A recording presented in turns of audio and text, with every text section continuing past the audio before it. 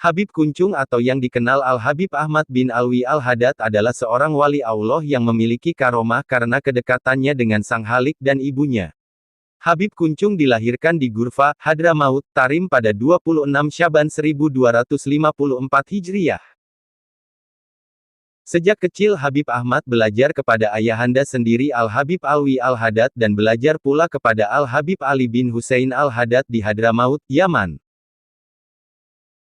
Setelah remaja dia mengembara dan mulai berdagang ke wilayah Asia Tenggara. Konon saat berdagang inilah Sang Habib mendapat untung yang berlipat ganda sehingga menjadi kaya raya. Bahkan Habib Kuncung menjadi pedagang yang sukses di Singapura.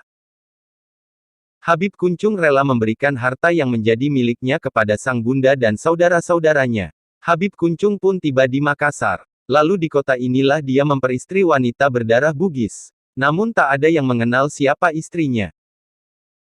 Dari perkawinan tersebut diketahui lahir seorang putra bernama Muhammad yang kemudian mewarisi harta peninggalan Habib Kuncung di Singapura.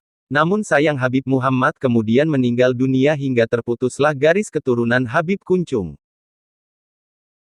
Selanjutnya Habib Kuncung terus mengembara untuk berdagang sambil menuntut ilmu. Dalam pengembaraannya sampailah Sang Habaib di pelabuhan Sunda Kelapa dan singgah di Kampung Melayu, rumah seorang pegawai gubernuran Batavia yang menjadi temannya.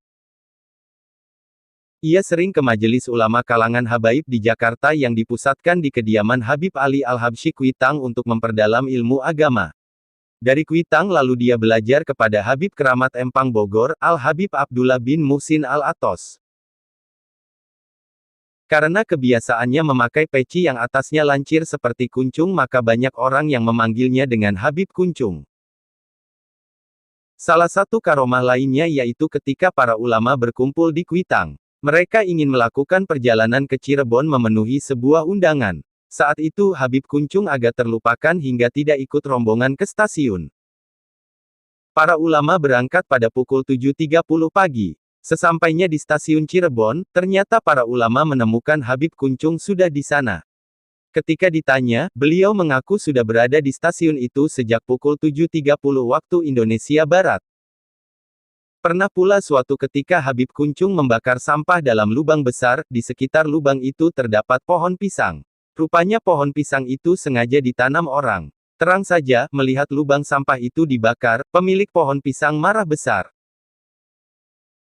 Habib pun hanya diam hingga api itu padam. Ternyata pohon pisang itu tak ada yang mati, bahkan kemudian malah lebih bagus tumbuhnya.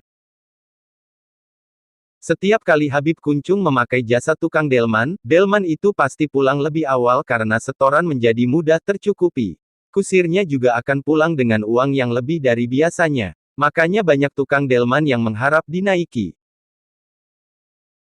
Cerita mengenai salah satu karomah Habib Kuncung adalah saat dia hendak naik kereta api ke Bogor namun dilarang oleh salah satu petugas yang pada waktu itu Indonesia masih dijajah oleh Belanda.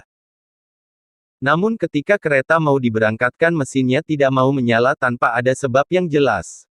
Sampai diturunkan montir untuk mengecek kondisi mesin kereta yang ternyata masih bagus. Lalu petugas meminta maaf dan menyuruh Habib Kuncung untuk naik ke atas kereta, anehnya kereta pun bisa berjalan. Habib Kuncung wafat pada 29 Syaban 1345 Hijriah atau sekitar tahun 1926 pada usia 93 tahun. Habib Kuncung dimakamkan di pemakaman keluarga Al-Haddad di Rawajati Timur 2, Jakarta Selatan.